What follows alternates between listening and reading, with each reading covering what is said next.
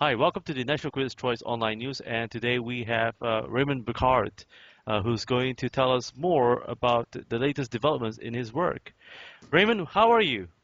Very good. It's springtime here in America, and we need it. It's been a very long, cold winter. And likewise here in Singapore. No, Yeah. Raymond, please tell us more about what's going on with your latest new TV production.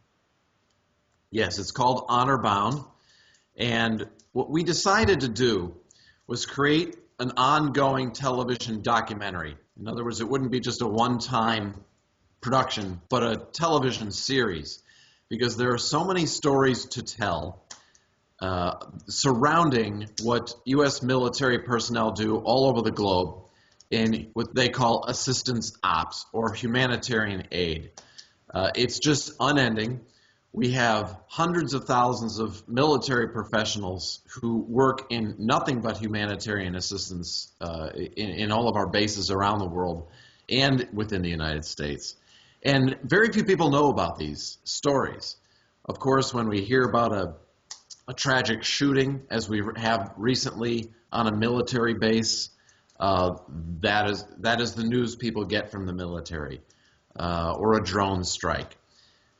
Yes, what the military does is defensive in its posture for security, and we hear all about the guns and the weapons and the fighting, and that's what makes the news, and that's what gets on TV. However, an enormous percentage of what the U.S. military does is centered and focused on helping people, and that runs as small as handing out clothes to children, or larger things like building a school or a medical clinic, or even building a bridge or rushing in after a natural disaster, the tsunami 2004, or the Haitian earthquake, or most recently with the search for the Malaysian Airlines. Typically, when these tragedies occur, the U.S. military is the first on the scene. Those are the ones we hear about, and we've come to actually expect.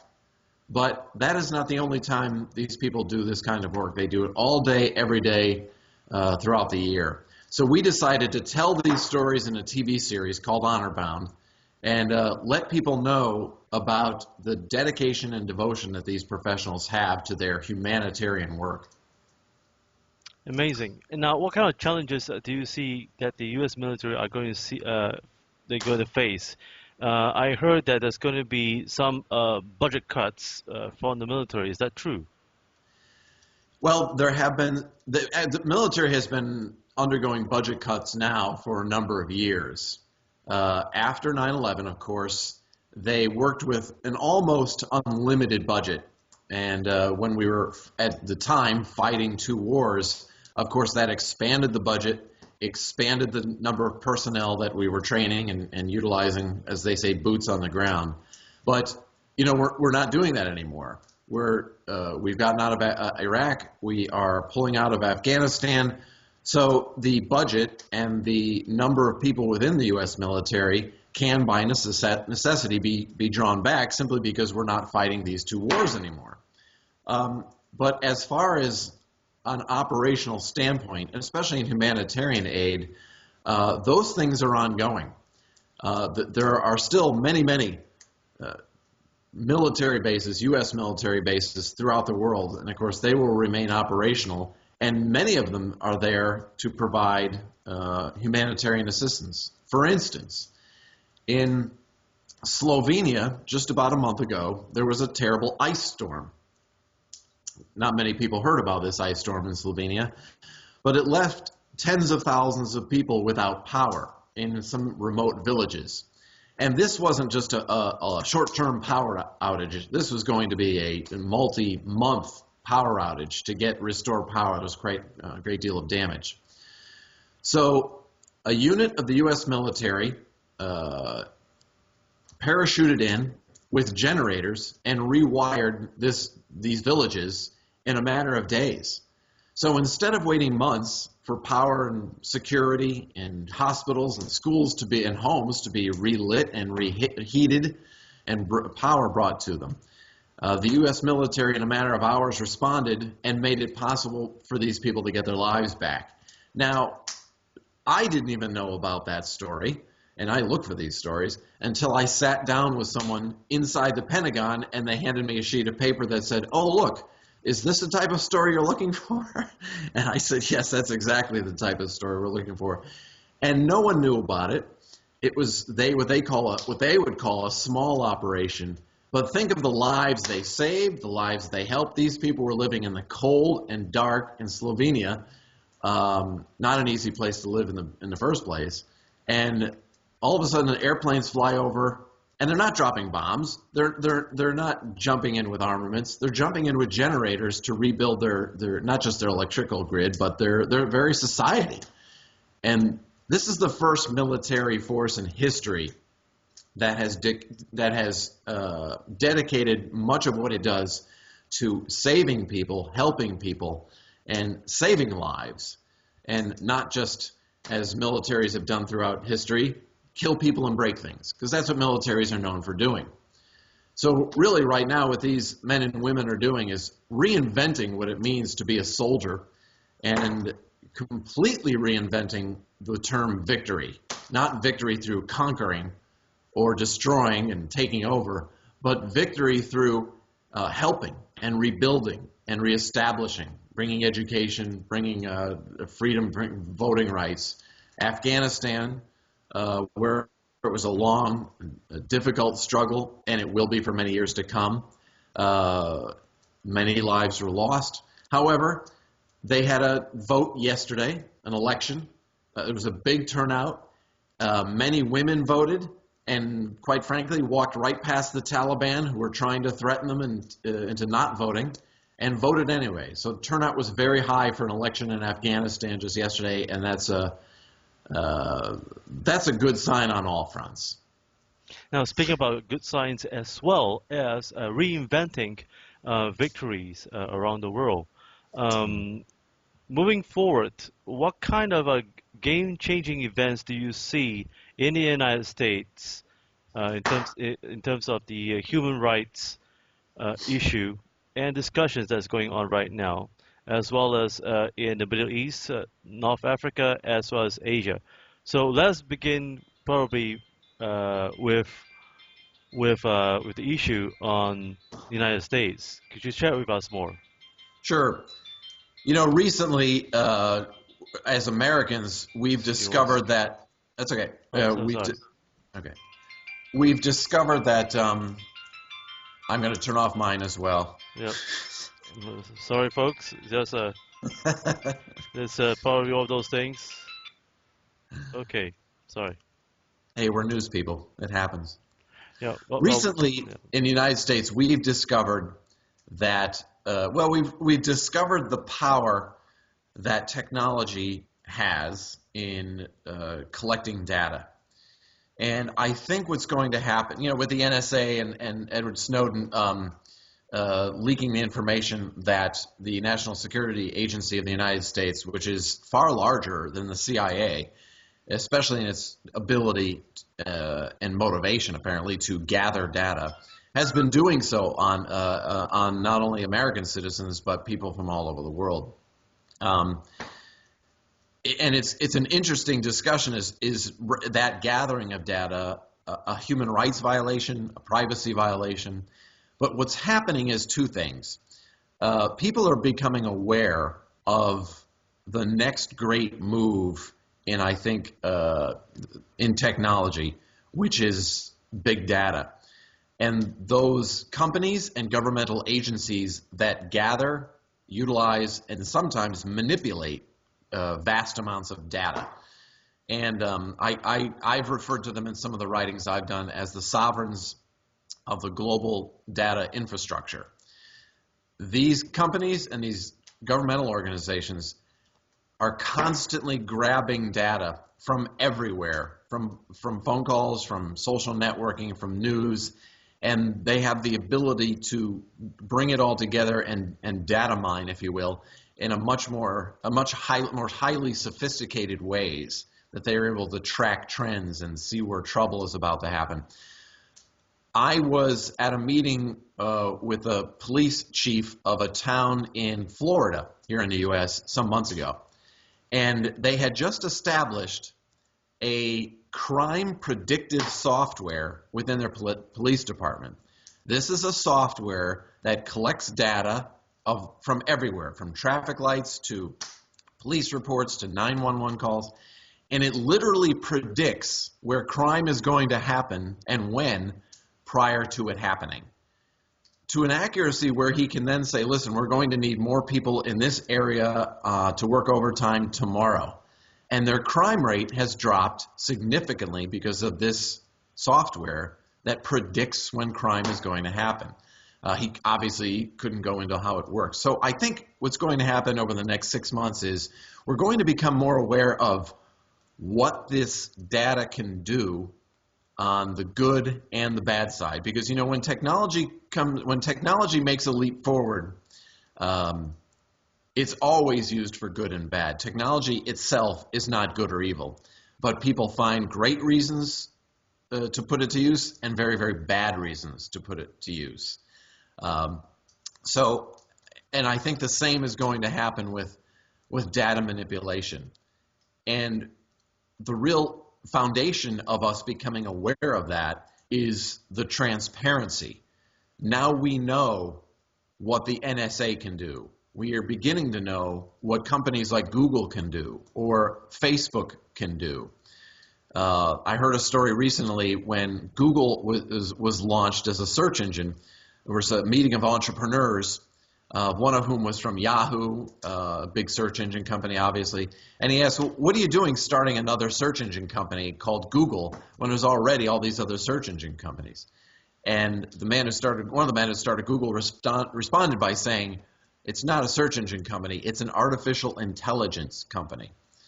So that's what they're shooting for here. Is they're not looking at just collecting data, they're using it collecting data and then having computers sophisticated enough to be predictive or to be insightful, to be artificially intelligent, and give them more powerful information to sell to other companies, to sell to us as individuals. Because really, as we spend more and more time online as individuals, we unknowingly, and I'll qualify that in just a moment, we unknowingly are building a consumer profile for ourselves, so that companies now, you or I, you in Singapore, me here in the United States, they know exactly what our interests are, what we're more likely to buy, and can target advertising towards us. Now, when I said unknowingly, I think a couple of years ago people were very unaware of this happening, but now they're becoming more keenly aware that these companies, as we use more online systems like Facebook or Google or what have you, they are beginning to know us very, very well, so that they can individually target us for marketing strategies. And now that's okay. So that's whether that's free market consumerism. That's perhaps on the good side. The bad side is our privacy is no longer even faintly possible if we have been online even for a little while. Even going off the grid, as they say, doesn't really work anymore. It's nearly impossible to live off the grid unless you live in the deep wilderness and use no electricity and your name is nowhere. So whether or not that's considered an invasion of privacy, that all of our information is stored somewhere and kept and analyzed, I don't know. You know, if a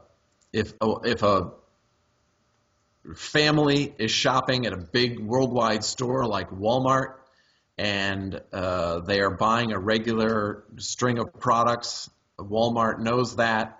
They keep track of that. And, you know, those little cards that you use when you go shopping to get a discount, they're not doing that to get a discount. They're doing that to see what you're buying so that they know what you'll want to buy in the future.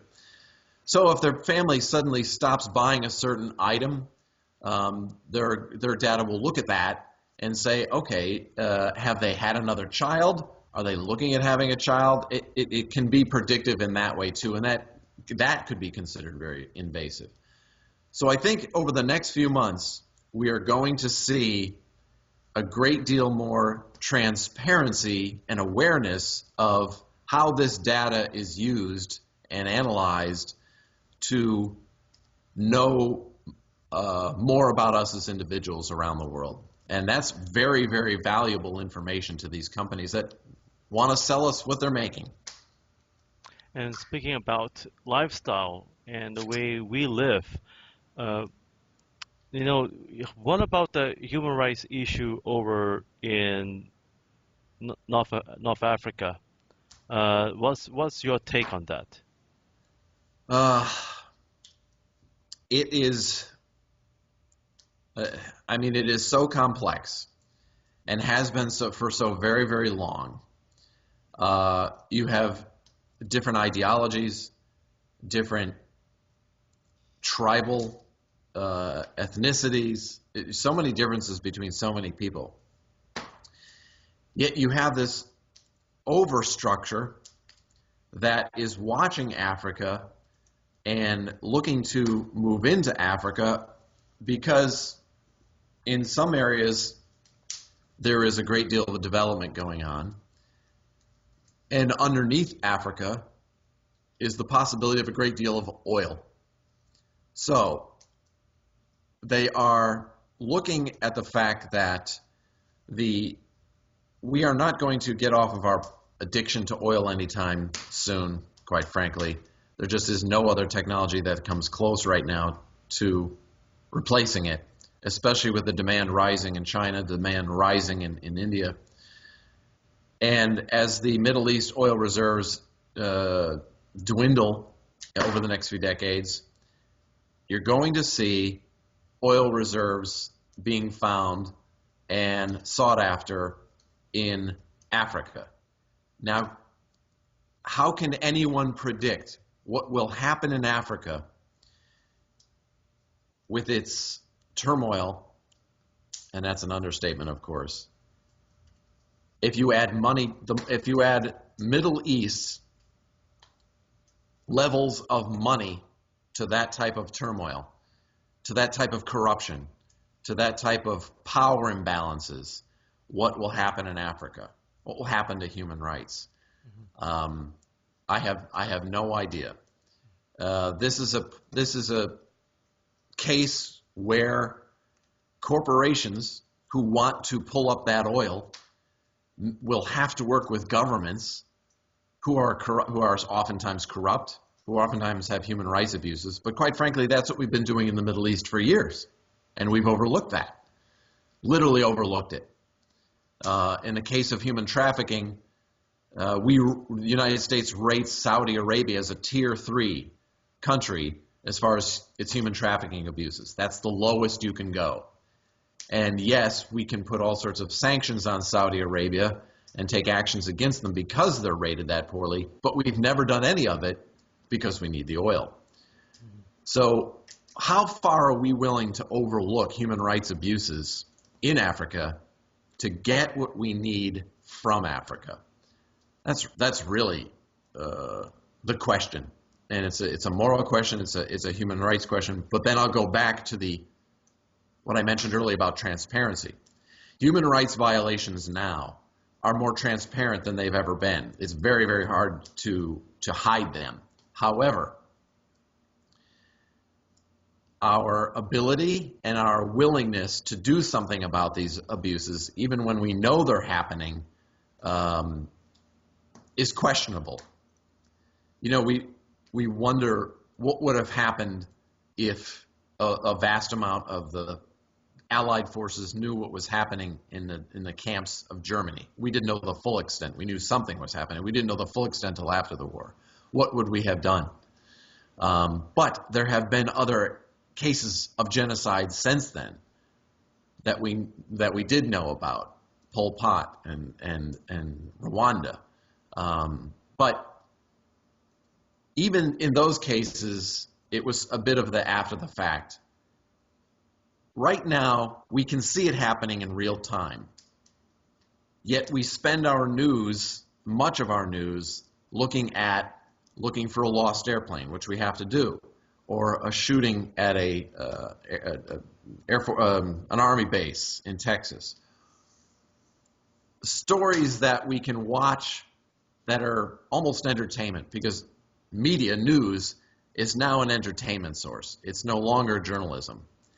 And that's why I think shows like this one and what I call individual media or online social media is so important. It's really beginning to replace traditional journalism. You know, I started this cause because there was so much child pornography on Facebook, and we now have 1.5 million followers. I think that's where journalism is going to have to move, and I think you're going to get individuals who are deeply interested and invested into stories like North Africa, and especially with younger people, not just demand action, demand justice, demand that the violence stop, demand that the corruption stops, but they're more and more so online talking to these people who are on the ground there. They know these people. They become friends with them.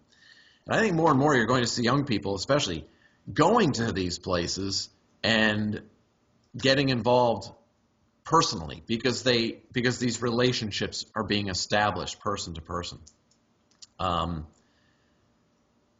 think it's going to be a very fascinating world for the generation that is coming of age now, because they are going to be deeply entrenched in all areas of the world because they can build relationships with people in all areas of the world. That's never been able to happen before in human history.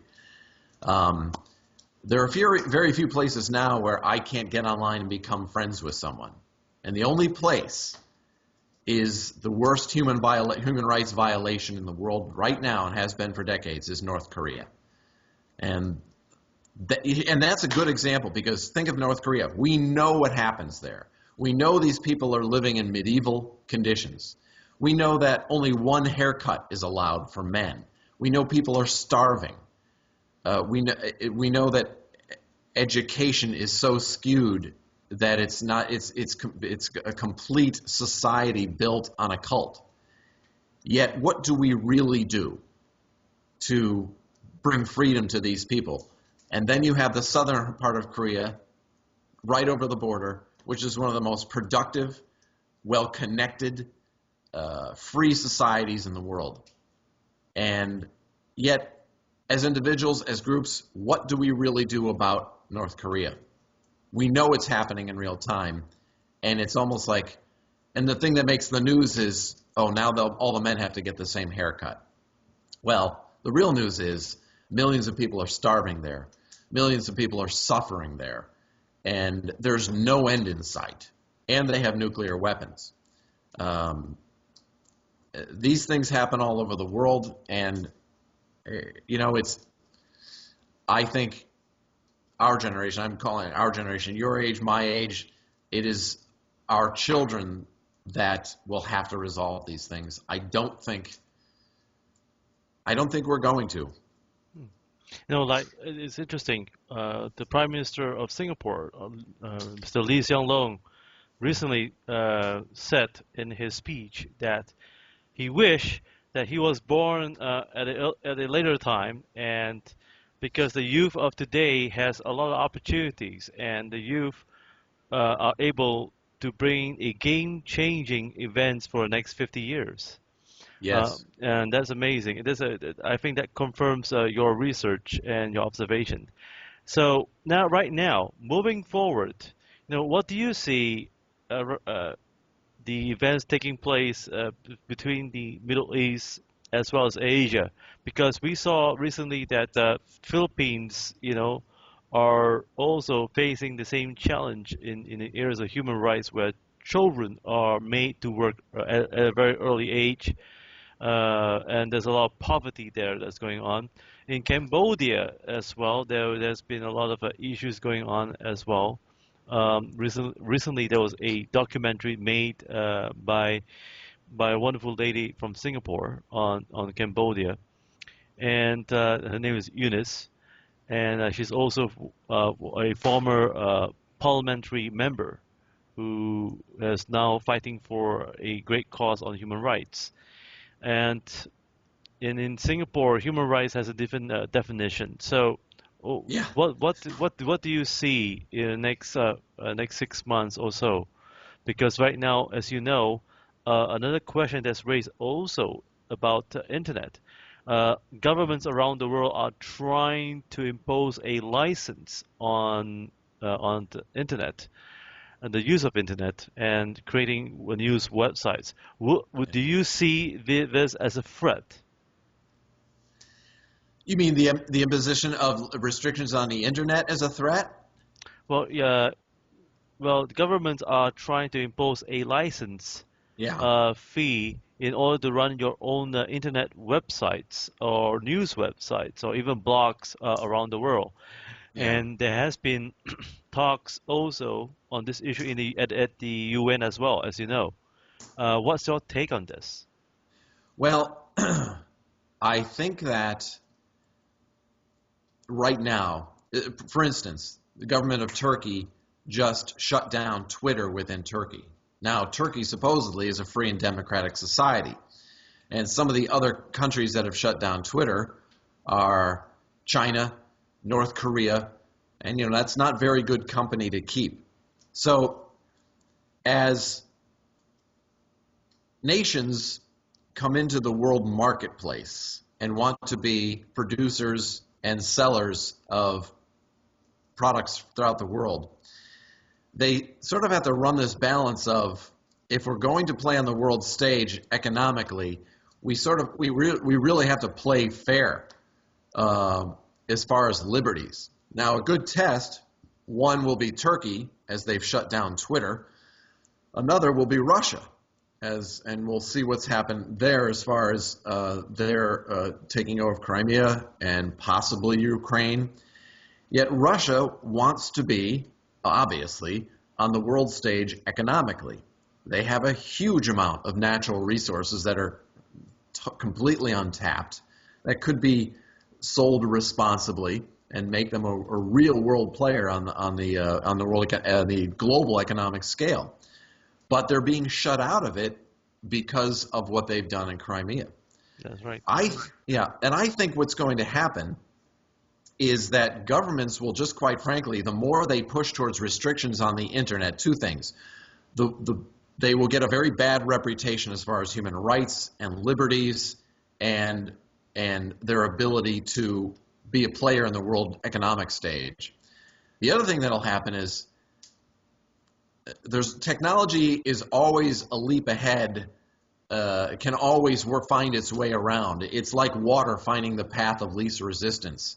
No matter how strong you build a roof or a structure, if it rains a lot, water is going to find its way in. Technology tends to work that way. You can provide licenses, you can shut down Twitter, you can do all of these things. However, there's always one or two or a group of people that are sitting there at their computers all day long, eating snack food, playing and figuring out a way around it.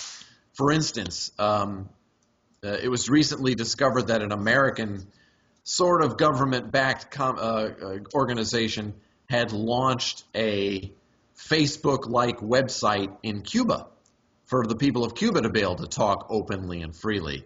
And Cuba found out about it and shut it down. And this does a couple of things. It just means another one will come up soon, pop up again soon.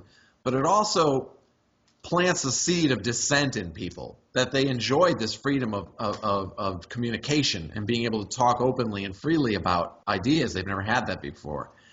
And once that's gone, it's very, very hard to take that away from them and have them not resent it. The Facebook has what's called a secret group. You start a group on Facebook, whether you're for your local church or your school, what have you, but you can make that group secret so no one can find it or see it or search for it. And it was these secret groups that were used to take down the Egyptian government a few years ago in the Arab Spring.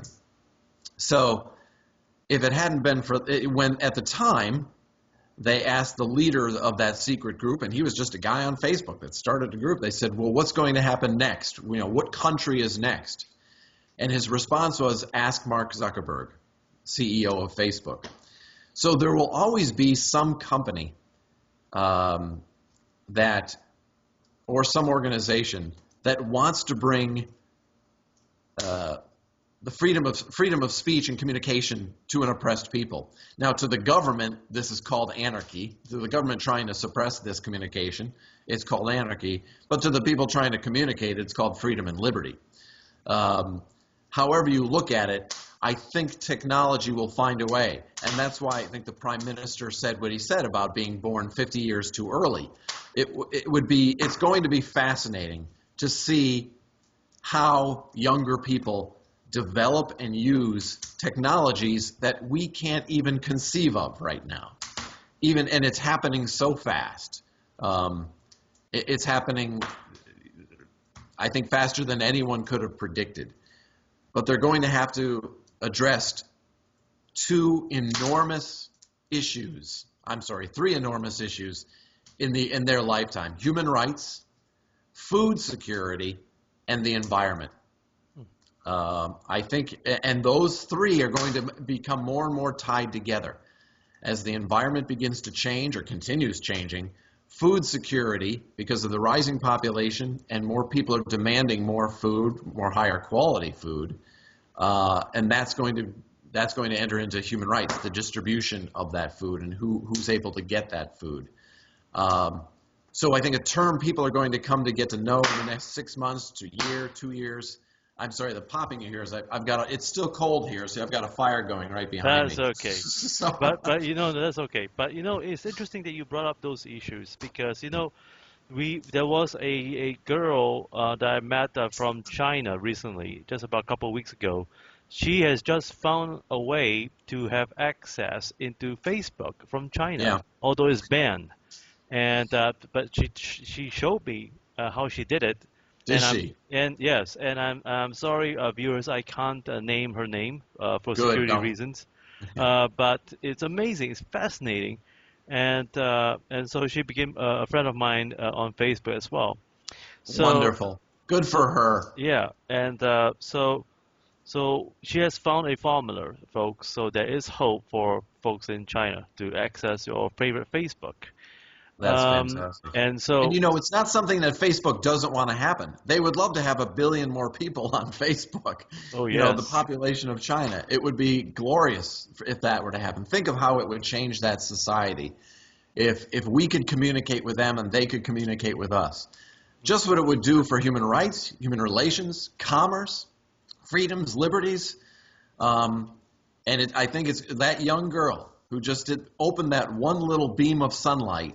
How much that can spread open. That's wonderful. How many people have figured out what she has, but we don't know about them? I think that's great news. and so it's also interesting that you brought on the issues on food security and climate change.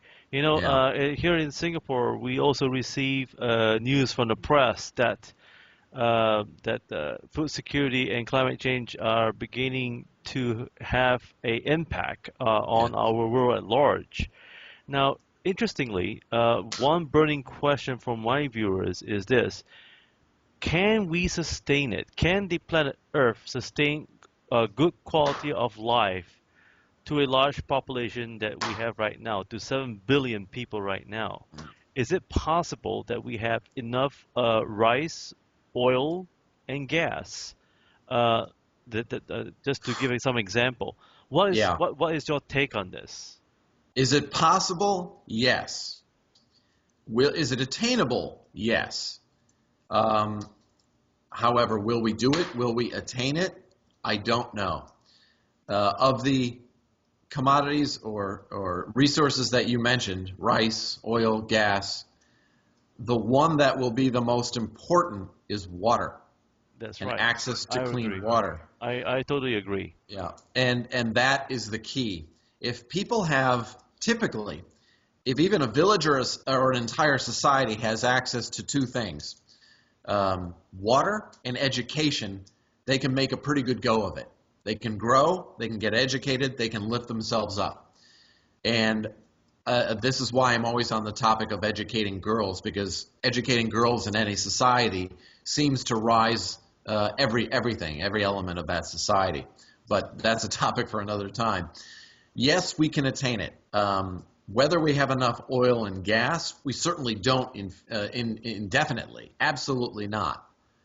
But we have to very quickly find other resources to generate electricity. Because as electrical grids go out further into the world, into large populations, those populations become larger consumers of oil, of gas, of cars, of food, and a greater demand.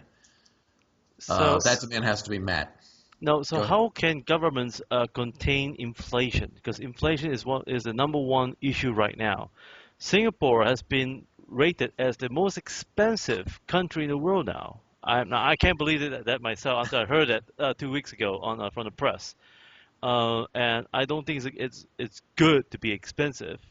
I mean, No, let alone New York City. New York's So pretty expensive. yes, but now Singapore has overtaken New York and Tokyo. Yeah, yeah. So so my question to you is this, is expensive or being the one of the richest nations in the world, so quote unquote, good?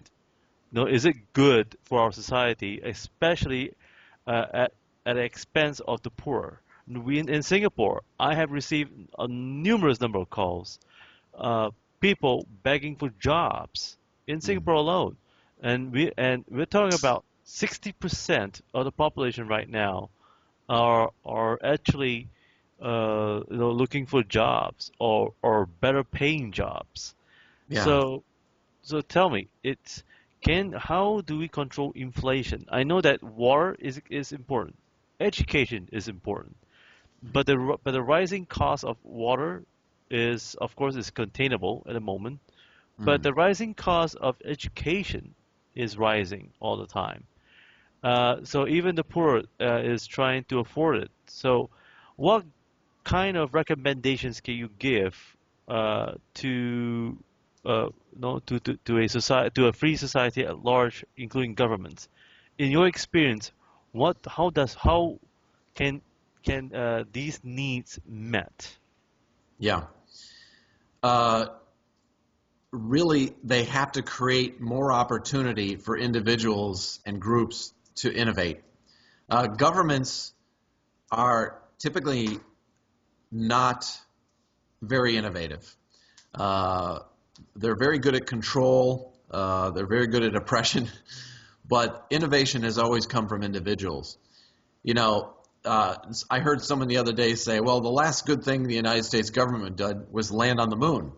Well, that little lunar landing module, the LEM, that actually landed on the moon wasn't built by the U.S. government. It was built by a company, by Lockheed Martin, that invented it, designed it, and built it um, to certain specifications.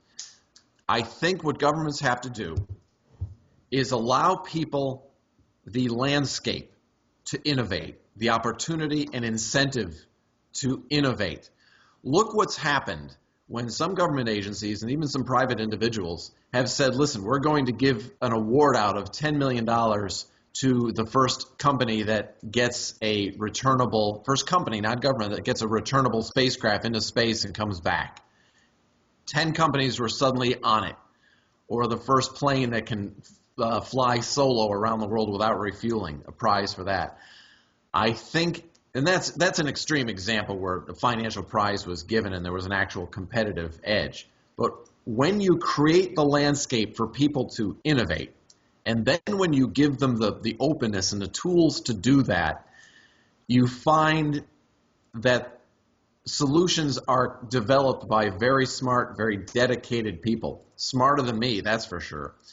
But I think the common denominator in these solutions always coming up are education and accessibility to ideas and the freedom to then sell those ideas on the open market. And so I think one of the things governments can do is get the tool of what you and I are using right now, online accessibility to as many people as possible. And that allows people to exchange ideas, to do, of course, crowdsourcing of ideas and solutions. I hate to make it sound like that's a panacea. It's certainly not, but that's what governments can do. Let individuals and groups do what they do best and innovate, because it's an old term, and I hate to speak in cliches, but necessity is the mother of invention. People who are living within the societies that have these needs for water, for education, for food security, if they are given the tools to find those solutions, they already have what many of us don't, which is a motivation. Many of us don't live with a motivation to have to find food or water, clean water every day. Some people do. You give them the tools to develop ways to bring that to mass amounts of people, and they will find it. There will be those geniuses that find a way to do it. And speaking of genius, let's stop for about 5 minutes break, and we'll be back in a